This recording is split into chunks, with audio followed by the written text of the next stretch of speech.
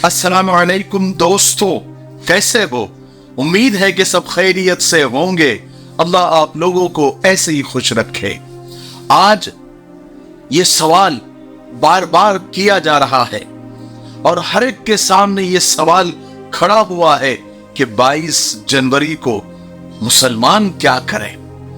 बहुत सारे लोग ये सवाल पूछ रहे हैं कि 22 जनवरी को मुसलमानों का माहौल कैसा होना चाहिए। क्या वो बाबरी मस्जिद की शहादत के गम में रहे, या राम मंदिर के उद्घाटन की खुशियों में शरीक हो, या फिर खामोश रहे, अपना काम से काम करते रहे। बहुत सारे लोग ये कह रहे हैं कि 22 जनवरी को मस्जिदों को आबाद करें, ईद उल फित्र जैसा माहौल बनाए, ज्यादा से ज्यादा नमाजें पढ़े, कुरान की तिलावत करे, जिक्र करे, अजाने दे, वगैरह वगैरह। मेरे भाइयों, थोड़ा सा आप गौर करेंगे तो आपको पता चलेगा कि पिछले कुछ सालों से मुल्क की एक बड़ी आबादी की जहन साजी की जा रही है, उनका ब्रेन वॉश किया जा रहा है और उनके दिमागों को, उनके जहनों को बुनियादी जो मुद्दे हैं, असल जिंदगी के जो मुद्दे हैं, जैसे रोटी, कपड़ा, मकान, रोजगार, महंगाई, डीजल, पेट्रोल की कीमतों से ध्यान हटाकर उन्हें सिर्फ बिजी रखा जा रहा है, उन्हें व्यस्त रखा जा रहा है, उन्हें सोचने का भी मौका नहीं दिया जा रहा है, वो गैप नहीं दिया जा रहा है, वो सोच ही नहीं पा रहे हैं। मेरे हिसाब से एक मुल्क की एक बड़ी आबादी को डैश डैश डैश बनाने की कोशिश की जा रही है। बड़े बड़े इवेंट में उन्हें व्यस्त रखा जा रहा है, बिजी रखा जा रहा है। अब देखो ना, स्वच्छ भारत का अभियान एक बड़ा इवेंट, कोरोना में थाली और ताली बजाने का अभियान, उसके अलावा योग दिवस, लव जिहाद, 3 तलाक और बहुत सारे, अभी बाइकॉट मालदीव। यानी जनता को इतना बिजी रखा गया है इन इवेंट के चक्कर में कि जनता बुनियादी सवालों से ही हट गई, जैसे रोटी, कपड़ा, मकान, रोजगार, महंगाई वगैरह वगैरह। बेरोजगारी कितना बड़ा मुद्दा है। बहरहाल ये सब करते करते 2024 आ गया। 2024 में लोगों का ख्याल था, लोगों ने सोचा कि कुछ रोजगार पर बात होगी या फिर कुछ महंगाई पर बात करेंगे, लेकिन 2024 का आगाज ही, शुरुआत ही राम मंदिर के इफ्तिताह पर और प्राण प्रतिष्ठा के नाम पर शुरू हुआ। फिर लोग बिजी हो गए, इंगेज हो गए और मीडिया की अगर माने, गोदी मीडिया की अगर माने या दूसरी भी मीडिया की अगर माने, तो वो बता रहे कि ये इस सदी का बहुत बड़ा, बल्कि सबसे बड़ा इवेंट है और सबसे बड़ी उपलब्धि है। बहरहाल अब इसमें हम यानी मुसलमान खामखा परेशान है कि वो क्या करें। खामखा इस मसले में वो भी बिजी हो रहे हैं, ये अपने आप को बिजी कर रहे हैं और वो भी उसी चीज का शिकार हो रहे हैं जिसका शिकार एक बड़ी आबादी को किया जा रहा है।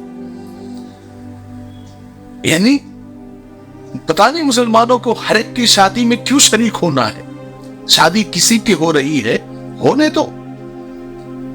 आप उस पर क्यों सोच रहे हैं कि मुसलमान 22 जनवरी को क्या करें। सबके जहन में ये सवाल पैदा हो रहा है, या पता नहीं किया जा रहा है कि मुसलमान क्या गम मनाए, खुशी मनाए, या फिर घर में बैठे रहे और सब कुछ देखते रहे। करे क्या मुसलमान 22 जनवरी को?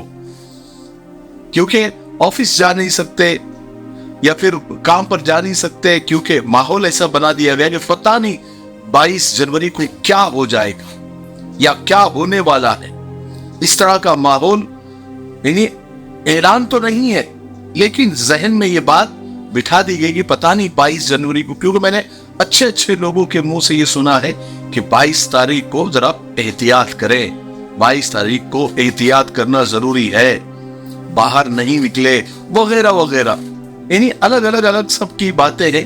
کوئی کہہ رہا ہے کہ ڈرنے کی ضرورت نہیں ہے, کوئی کہہ رہا ہے کہ کچھ نہیں ہوگا, کوئی کہہ رہا ہے, کوئی الگ الگ, سب کے الگ الگ دماغ ہے, تو الگ الگ خیالات سب پیش کر رہے ہیں. میں ایک بات آپ کو بتا دوں کہ اس وقت تو پوری گودی میڈیا اپنے پورے ہتھیاروں کے ساتھ مسلمانوں کے شکار پر نکلا ہوا ہے. جہاں اسے موقع مل رہا ہے وہ شکار کر رہا ہے. اس لیے ہم کچھ بھی نہ کریں, بالکل ٹینشن نہ لیں, نارمل جیسے سارے دن ہوتے ہیں ویسے ہی کل کا دن گزاریں. ہاں, احتیاط ضروری ہے, ضرور کریں. موسم خراب ہے بول کر گھر میں بیٹھ جانا ہی عقل مندی نہیں ہوتی. اپنی کوششوں سے موسم کو خوشگوار بھی بنایا جا سکتا ہے. ہم ایک نہ رہی مسجد کا سوگ منائے اور ماتم کرے, اس سے زیادہ مایوسی کی کیا بات ہوگی. ہمارے اپنے مسائل اب بھی کیا کم ہے, اس کے علاوہ ہمارے اندر جہالت کی کوئی کمی نہیں ہے. ہزار ہمارے اندر نا اتفاقیاں ہے, ہزار جھگڑے ہیں. ہم اپنے دین اور قرآن سے دور ہو گئے ہیں, اس کی فکر کرنے کی ضرورت ہے. اتنے سالوں سے نمازیں پڑھ رہے ہیں, لیکن نمازوں میں کیا پڑھا جا رہا ہے اکثر لوگوں کو اس کا ترجمہ ہی پتہ نہیں ہے. جس قوم نے سائنس میتھس میں بڑے بڑے کارنامے کیے, وہ قوم آج پیجامے کی لمبائی کس کی کتنی ہے اور کس کو کہاں ہاتھ باندھنے ہیں اوپر کی نیچے, اسی پر لڑ رہی ہے. جس مذہب کی سب سے بڑی کتاب کا پہلا لفظ ہی اقرا ہے, یعنی پڑھو, وہی قوم آج علم سے دور ہو گئی ہے. ساری دنیا آگے جا رہی ہے اور مذہب اور دھرم کے نام پر ہم پیچھے کھینچے جا رہے ہیں. دنیا ترقی کی سیڑھیاں چڑھ رہی ہے اور ہم نیچے اتر رہے ہیں. اب تک ہم پرانی ہی لکیر پیتے جا رہے ہیں. یہ ہمارا مفتاحی تلبینہ ہے, یہ نبوی نسخہ ہے. آپ صلی اللہ علیہ وسلم نے فرمایا یہ پیٹ کی بیماریوں کے لیے بہت مفید ہے, اور یہ سنت بھی ہے, غذا بھی ہے, شفا بھی ہے, دوا بھی ہے. اسے بنانے کا بھی بہت آسان طریقہ ہے. ایک گلاس دودھ میں 2 چمچ تنبینہ ڈال کے اسے ابال لے, کھیر کی طرح بن جائے گا, اور پھر اس میں شہد یا شکر ڈال کر آپ بھی پیئے, بچوں کو بھی پلائے. گھر میں ہر ایک عمر کے لیے یہ مفید ہے. اسکرین پر آ رہے نمبر پر آپ کال کریں, آپ دنیا میں کہیں بھی ہو یہ آپ تک پہنچا دیا جائے گا. ٹھیک ہے, ایک سے زیادہ لیں گے تو کوریئر فری ہے. اگر آپ ڈسٹریبیوٹر بننا چاہتے ہیں تب بھی اسی نمبر پر آپ کال کریں. مجھے امید ہے کہ آپ ضرور ایک مرتبہ کیوں نہیں ہوتا آپ خریدیں گے. ٹھیک ہے, دیکھیے اگر وہ قوم بزی ہے یا ان کو بزی رکھا جا رہا ہے, لیکن ہم تو خالی ہے.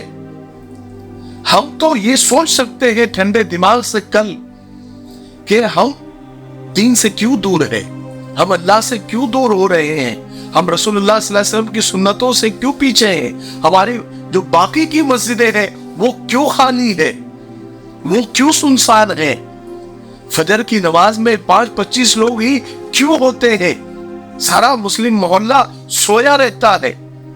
کتنی ساری مسجدیں آج بھی ہے جو بالکل خالی پڑی ہوئی ہے, ویران پڑی ہوئی ہے. اس کے بارے میں سوچیں.